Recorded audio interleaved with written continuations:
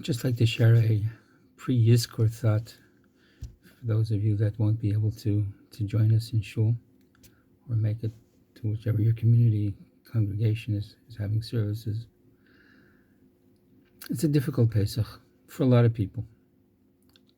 Some have no shul to go to, no extended family to be with, all the while dealing with pandemic. Many of the traditions and the rituals and the customs that we observe every year and have fond memories from years past are going to be observed again very differently this year, or not at all. Yizkor is going to be especially hard. Not only can't we spend time with our extended family, we can't even provide a proper Yizkor for those who aren't here. Yeah, you can say it at home. Some people have already recited it in the community over video on Chol Hamoed, but it ain't the same. So what follows is an approach, maybe something that can help us connect better to this year's Yizkor experience, while recognizing that obviously for some this will still leave a void. Originally, the minhag was you pledged tzedakah on the last day of Yom Tov. So people started to request that, hey, if we're going to have to pledge tzedakah anyway, can it be L'ilui Nishmas, a loved one? Can it be for the uplift of the soul of one of my dear departed? And the truth is, there was resistance to this initially because Yom Tov is not a time to be evoking sad memories. The rabbis agreed because the Yizkor prayer was secondary to the good act that was being performed in the pledging of the tzedakah and the merit of the loved one. It's difficult to change the mindset of people, and many people view Yizkor that the prayer is the primary thing. The tzedakah is an afterthought, but the opposite is true. In fact, the Yizkor prayer is somewhat meaningless if one doesn't give tzedakah, as we say in the middle of the text. Ba'avur sha'ani noisen tzedakah ba'avuroi, because I pledge to give tzedakah for the soul of so-and-so. These merits don't have to be limited strictly and only to financial tzedakah.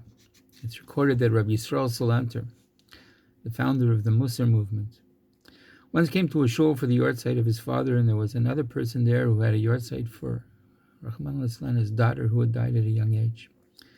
In that shul, they had a rule that only one person said Kaddish at a time, so the rules would have dictated really that Rabbi Salanter had precedence, but he should be the one to recite Kaddish, because Kaddish for a parent takes precedence over saying Kaddish for any other family members, whoever they may be.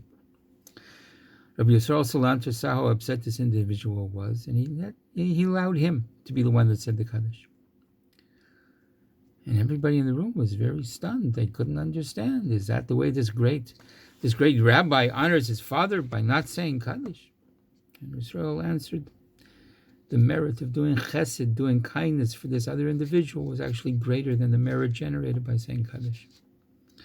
On one level, we're all doing chesed. We're trying to stay away from other people, not infect them, not only to protect ourselves, but to protect the community. But even if we're stuck at home, there's so many opportunities to engage in acts of chesed and creating merit for the departed. It could be something simple, like maybe checking up on somebody else, seeing how they're doing. Offering one's time for so many different volunteer services that are out there. There are people sewing masks at home for healthcare workers, delivering food to the elderly, shopping for them, a whole range of other services. Over time, there's going to be many books written about the heroes of the COVID-19 crisis. But there's only one authoritative book up in the heavens, which has a record of the heroes that we know about and the many, many more that we don't. Hashem should please God look at those good deeds, and may those good deeds and all our good deeds and our care for each other, may those serve as a source of merit, not only for our loved ones, but for us as well, and be enough to bring an end to this terrible pandemic situation. May their memories be blessed, and may we be fitting continuance of their inspiration and their legacy. God bless.